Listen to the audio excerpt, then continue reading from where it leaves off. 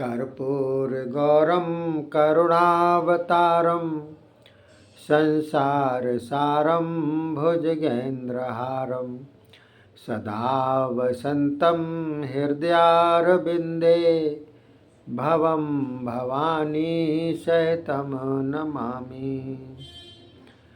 बोलिए शंकर भगवान की जय। बोलिए शिव महापुराण की जय। बोलिए हिंदू सनातन धर्म की जय। देखिए साथियों, ये 25वां अध्याय पिप्पलाद जी का विवाह तथा उनके चरित्र के बारे का वर्णन किया हुआ है। इससे पहले पिप्पलाद का वर्णन किया था कि किस प्रकार से पैदा हुए, किसके ये अंश थे। तो नंदीश्वर बोले, सनत कुमार जी, जब लोकों के आधार रूप पिप्पलाद को तप करते करते बहुत सा समय व्यतीत हुआ, तब एक दिन की बात है कि वे पुष्पभद्रा नदी पर स्नान कर रहे थे। तब उन्हें परम सुंदरी शिव के अंश से उत्पन्न हुई एक कन्या दिखलाई दी, जिसका नाम पद्मा था। वह नवयुवती थी। उसे देखते ही उनका मन हुआ कि यह तो मुझे प्राप्त हो जाए। तब झटपट उसके पिता अनरण्य राजा के पास पहुँचे।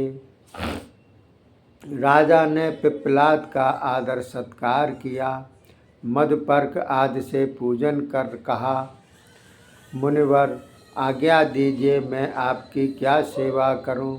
यह सुनकर पिप्पलाद बोले, राजन, अपनी कन्या हमें प्रदान कर दें।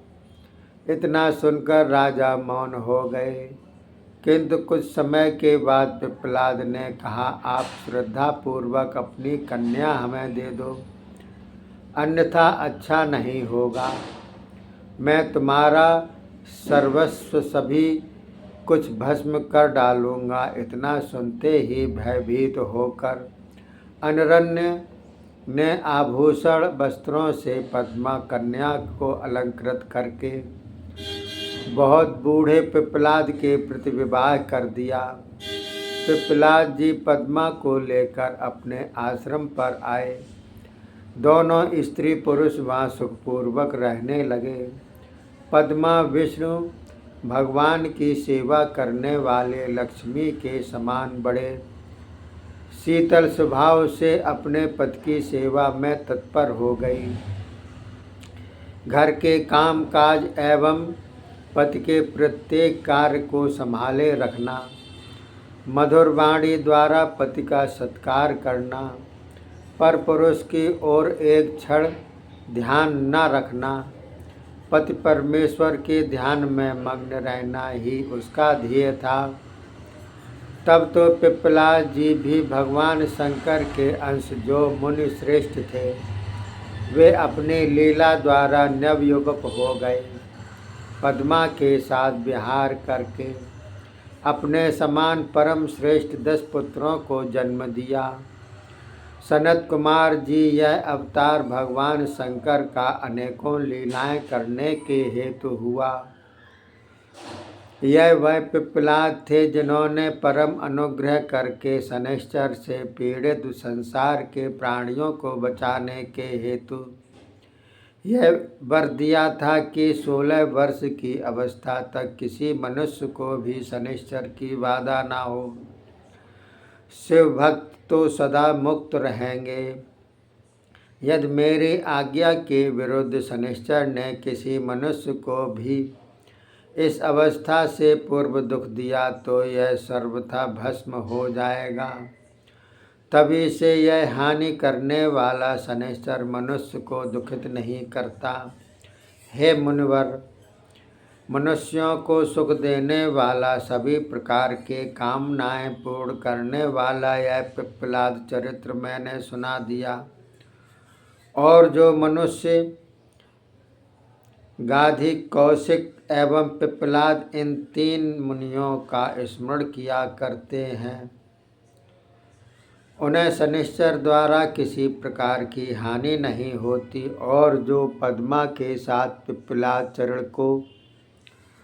चरित्र को पढ़ते व सुनते व सुनाते हैं, उनकी सभी प्रकार की कामनाएं पूर्ण हो जाती हैं और शनिश्चर द्वारा किसी प्रकार की बाधा नहीं होती। बोलिए भोलेनाथ की जय।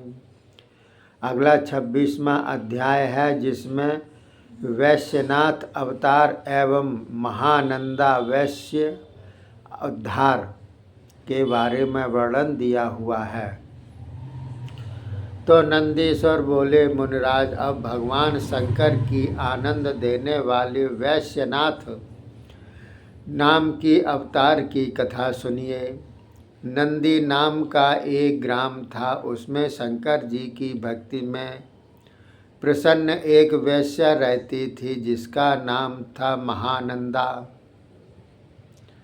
वह परम सुंदरी थी। अनेकों ऐश्वर्यों से युक्त, रत्न जटित आभूषण पहने, सबका मन आकर्षण करने वाली, गान विद्या में परम चतुर थी। उसके सुरीले गान से राजा रानी सभी मग्न हो जाते। इतना होते हुए भी श्री पार्वती जी के साथ भगवान शंकर जी का पूजन नित्य प्रत किया करती थी। अपने शरीर में भस्म रमाकर रुद्राक्ष धारण करके शिव जपन में निरंतर मग्न रहती थी। शिव के गुणगान में एवं प्रेमावेश में आकर शिव के सामने वह अद्भुत नृत्य करती थी। एक बंदर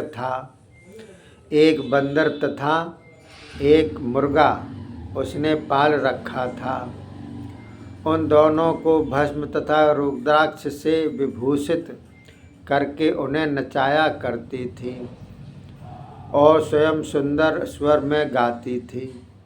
महानंदा ने दोनों को शिक्षा दे रखी थी। वानर कानों में रुद्राक्ष के बुंदे, बाजू बंद आदि पहनकर नृत्यशाला में आ जाता और मुर्गा अपनी चुटिया में रुद्राक्ष लगाकर आ जाता। दोनों ही अद्भुत नृत्य करते देखने वाले मोहित हो जाते। महानंदा सखियों के साथ उनके नृत्य से हर्षित होकर मुग्ध हो जाती और उस समय हंसती रहती।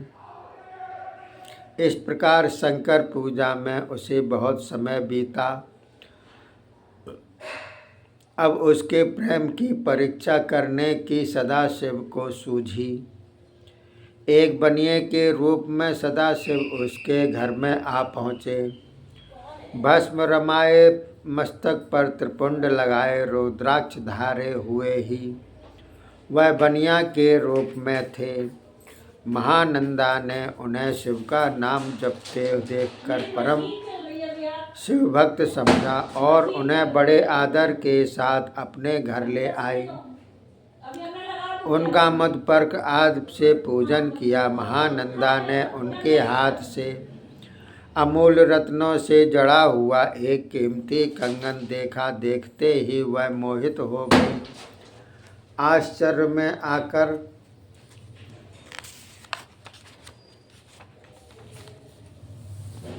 बोली, आपका यह रत्न जटित कंगन मुझे मोहित कर रहा है। यह तो नवीन यौवना कामनी के हाथ की शोभा बढ़ाने वाला है। आपके हाथ को तो यह सुशोभित नहीं कर रहा। यह सुनकर वैश्यनाथ शंकर बोले, महानंदे, तुम क्या चाहती हो? क्या इसे ही लेना चाहती हो? तो इसका मूल्य देकर प्रसन्नता पूर्वक धारण करो।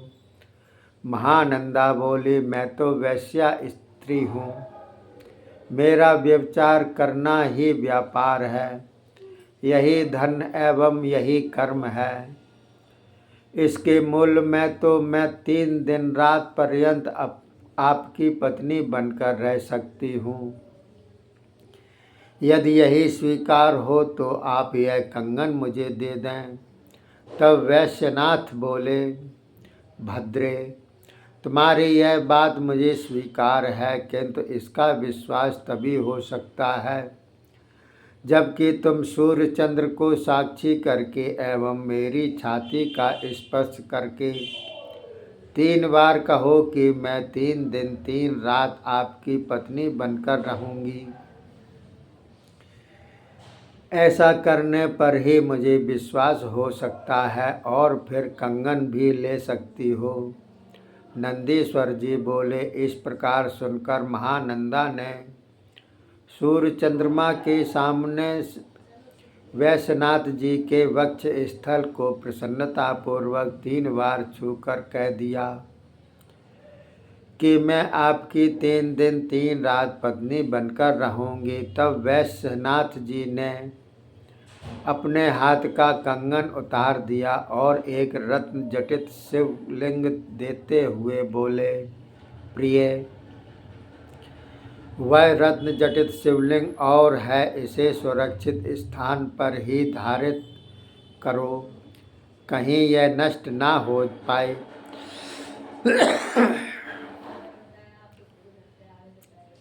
यह मेरा प्राण जीवन है, इसके ना रहने पर मैं जी नहीं सकूंगा।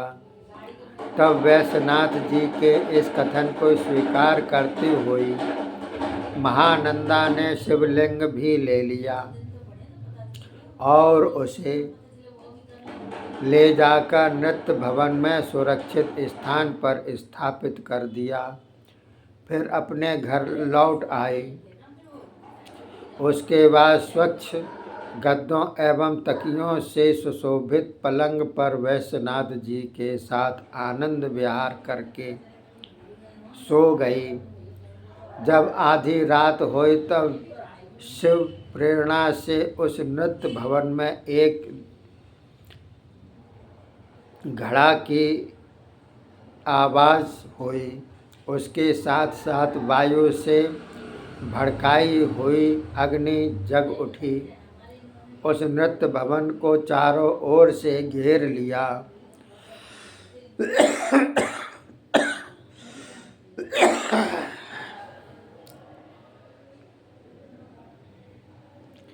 उस भवन को आग जलाने लगी। यह देखकर महानंदा भागी भागी वहां पहुँचे। बंधे हुए बंदर तथा मुर्गे को खोल दिया। वे दोनों अग्निकणों से व्याप्त अपने शरीर को फटकारते फटकारते वहां से भाग आए। आग ने सारा नृत्य मंडल जला डाला। उसमें रखा हुआ शिव लिंग भी अग्नि द्वारा टुकड़े टुकड़े होकर बिखर गया। तब तो महानंदा बहुत व्याकुल हो गई।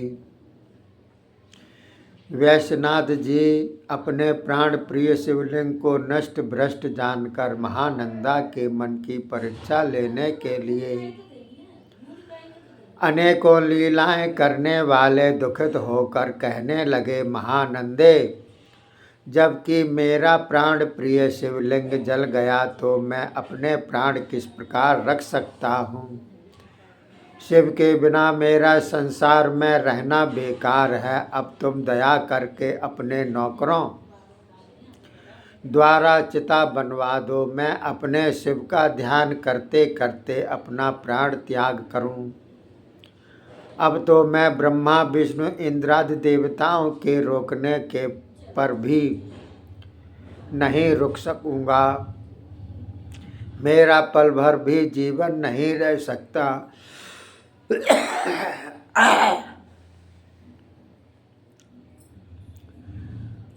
नंदीश्वर बोले। इस प्रकार वैश्यनाथ जी का दृढ़ संकल्प देखकर दुखित होती हुई महानंदा ने अपने दासों के द्वारा चिता तैयार करा दी। उसी समय लीलाधारी पार ब्रह्म शंकर अग्नि की